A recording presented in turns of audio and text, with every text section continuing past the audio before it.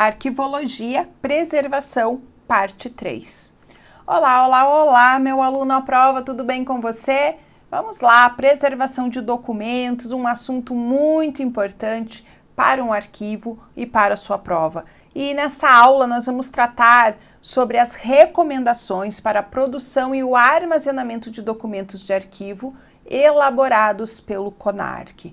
Então, se você digitar esse títulozão aqui lá no Google, você vai encontrar essa documentação, caso você queira ler na íntegra.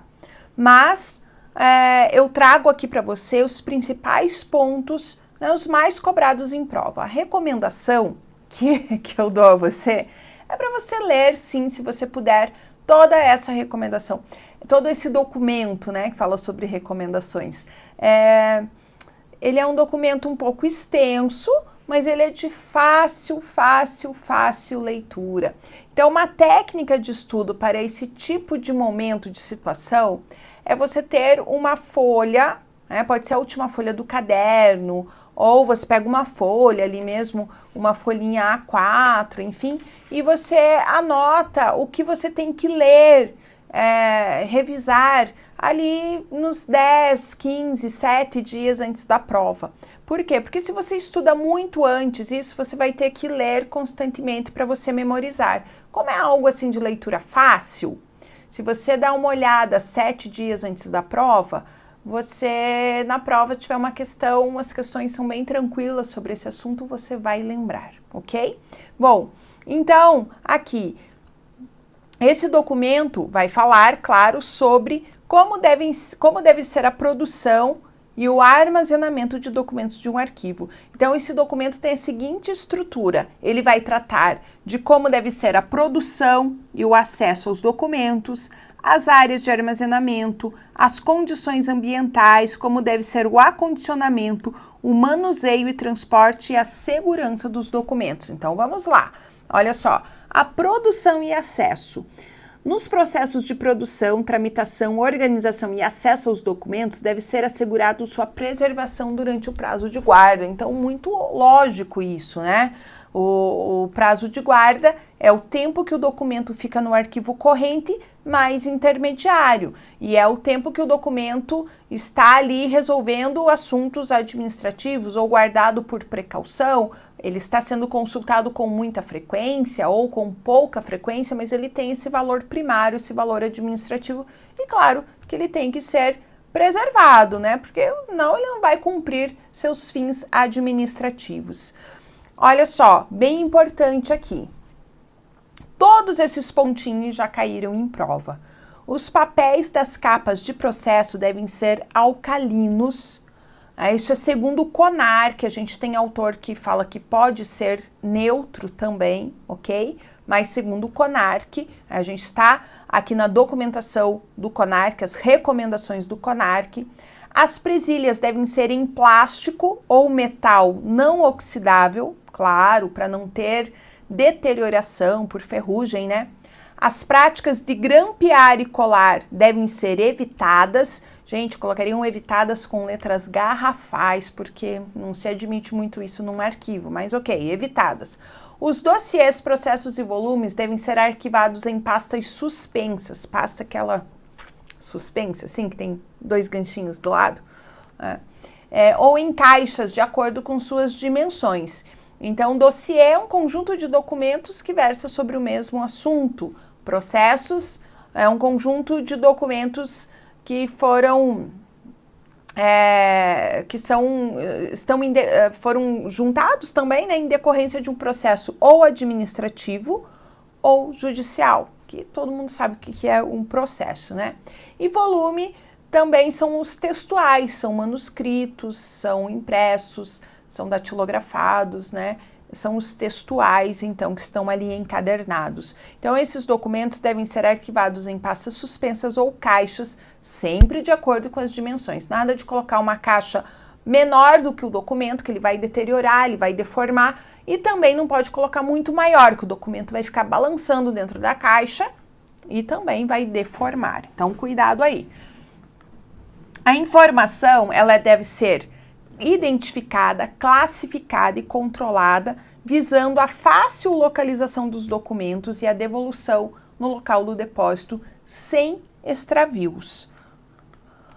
Áreas de depósito, isso aqui também já caiu em prova. As áreas de depósito, mais de uma vez, elas não podem exceder 200 metros quadrados.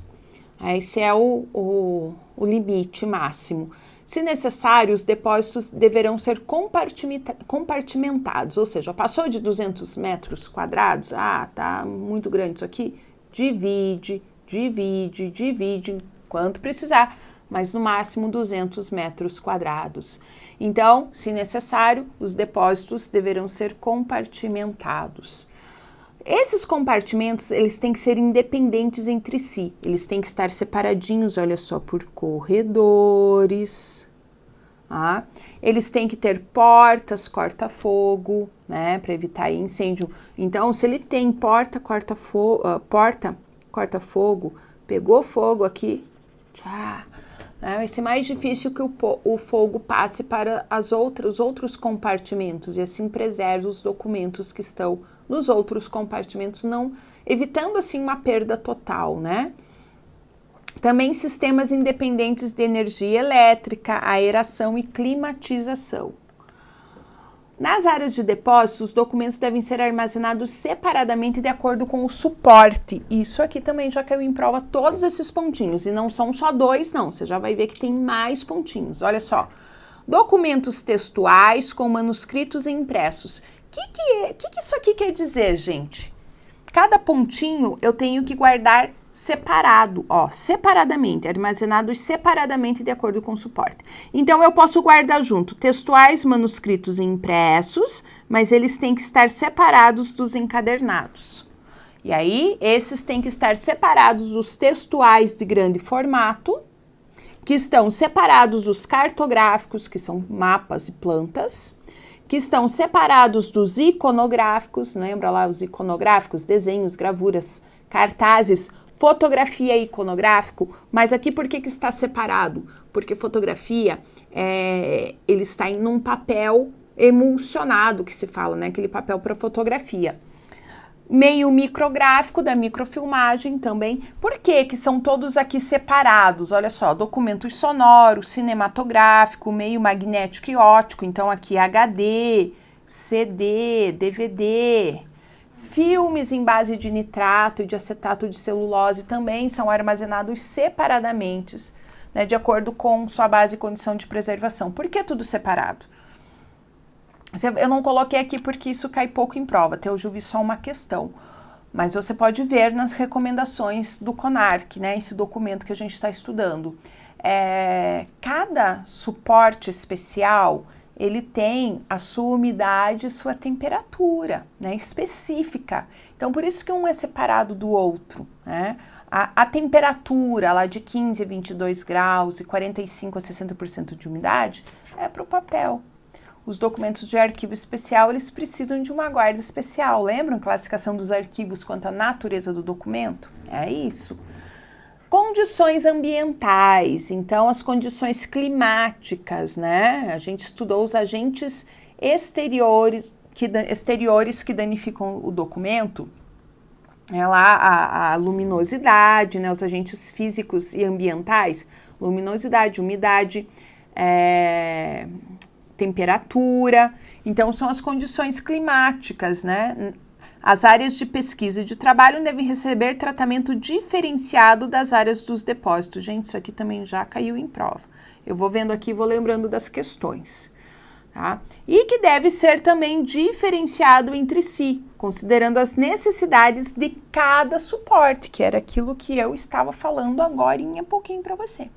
Cada suporte tem uma necessidade específica, uma necessidade, né, de determinada temperatura, determinada umidade.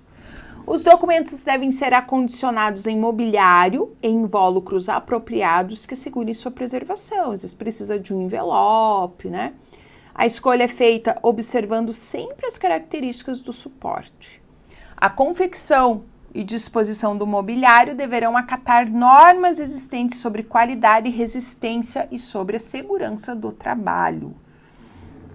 Documentos de valor permanente que apresentam grandes formatos, como mapas, plantas e cartazes, ou seja, os cartográficos, eles devem ser armazenados em mapotecas, adequadas às suas medidas, ou enrolados em tubos. Esses tubos são confeccionados com cartão alcalino. Por quê? Porque se tiver o mapa, né, o documento, ele é alcalino ou neutro, e o tubo que vai se enrolar, ele é ácido, vai passar o ácido para esse documento. E claro, nenhum documento deve ser armazenado diretamente sobre o chão. E aqui a gente tem, olha, os tubos, né? E aqui a gente tem uma mapoteca, só que ela não tá com mapa ali, né? Mas isso é uma mapoteca, ok? As mídias magnéticas, como fitas de vídeo, áudio de computador, devem ser armazenadas longe de campos magnéticos, porque pode perder dados, pode causar distorção. E o armazenamento preferencialmente em mobiliário de aço, tratado com pintura sintética de efeito antiestático. Então, olha só, agora a gente vai estudar as recomendações para o resgate de acervos arquivísticos danificados por água elaborado pelo CONARC. Então, as recomendações para produção e armazenamento, já vimos tudo, né? E que cai bastantão em prova. Agora a gente tem um conceito que cai menos, né? Essas recomendações aqui para o resgate arquivístico de documento danificado por água, alagou o arquivo, qualquer coisa assim, choveu, né? Caiu o telhado. Isso cai menos em prova, mas já caiu. Então, olha só, o que a gente tem aqui? Primeiro, o que não é recomendado quanto ao resgate. Não expor os documentos ao sol, vai causar danos às fibras. Não congelar películas cinematográficas, né? Vai para evitar rigidez. Aí você vai falar assim, mas como assim congelar, né? Existem técnicas de restauração que usam o congelamento, ok? Então, não se deve fazer isso com as películas cinematográficas. Não utilizar água com cloro nas fitas magnéticas. Não secar discos no interior da embalagem. Não congelar documentos em suporte magnético, né? Também os magnéticos. Não colocar documentos fotográficos e películas cinematográficas encharcadas em ambientes com desumidificadores. Vai deformar com essa secagem rápida. Aquilo faz isso, né? Não utilizar lâmpadas como fonte de calor para acelerar a secagem dos documentos em suporte papel, porque vai ressecar, não tem como, resseca. Agora, os procedimentos recomendados para o resgate de acervos danificados por água. A gente viu o que não se deve fazer, agora a gente vai ver o que se deve fazer. Então, vai entrar, o que se deve fazer? Entrar nos locais inundados utilizando equipamento de proteção individual, os EPIs, né? Luva, bota, óculos de proteção, máscara, roupas emborrachadas. Claro, fechar o registro da água, né? Se for um rompimento, bem lógico isso, né? Isso aqui caiu em prova, gente, foi uma questão CESP, olha só. Você já viu essa questão?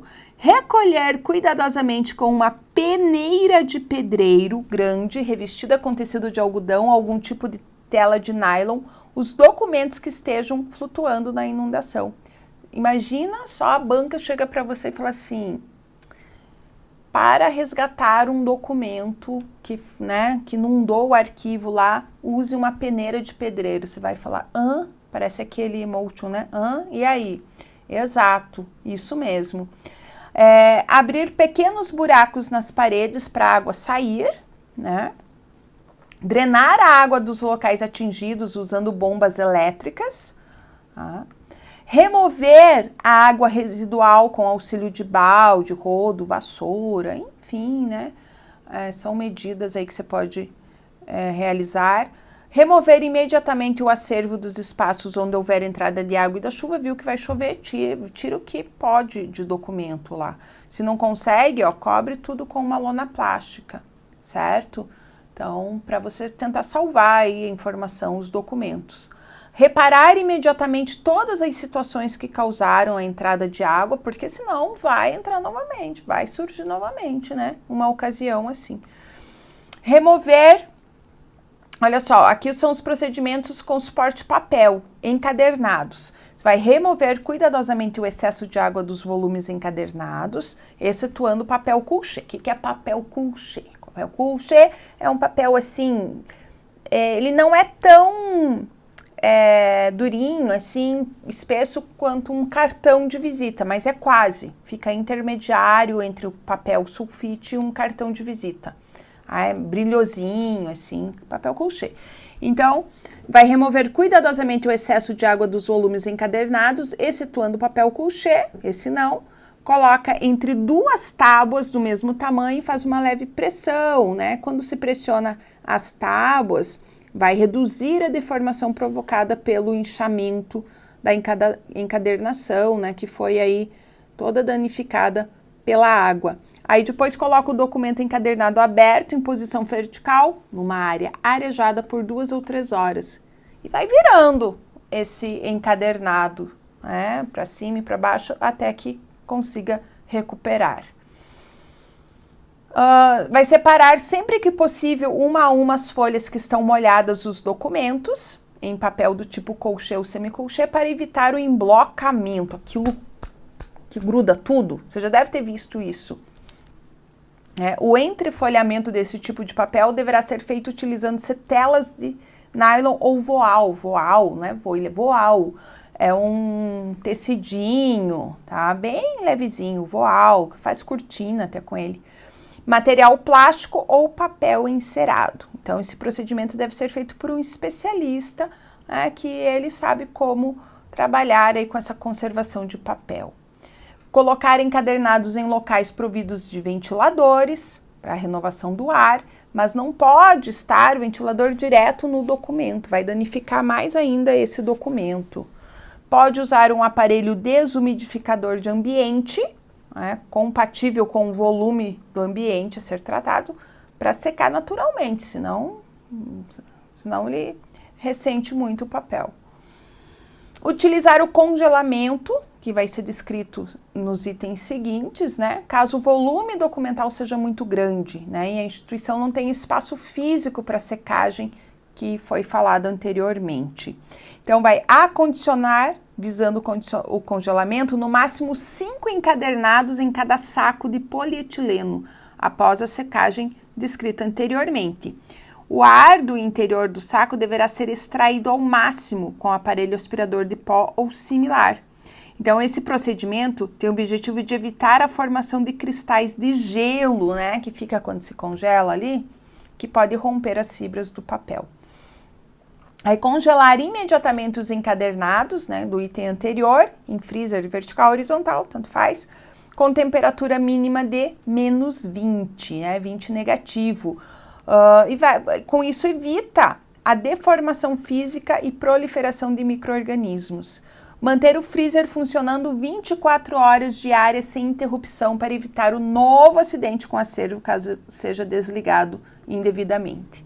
E aí descongelar, né, por último, descongelar os documentos de forma gradativa, somente se a instituição estiver preparada para iniciar o tratamento de cada volume com um profissional especializado, né? Então vai se conservar aí os documentos. Então esses são os procedimentos para o resgate de documentos que sofreram aí com inundação de água e que já cai menos em prova, ok? E terminamos aqui então nosso assunto preservação, que cai bastante, muito cobrado nas provas, principalmente essa parte de recomendações do CONARC quando a produção e o armazenamento de documentos. Um grande beijo para você, bons estudos e até uma próxima aula.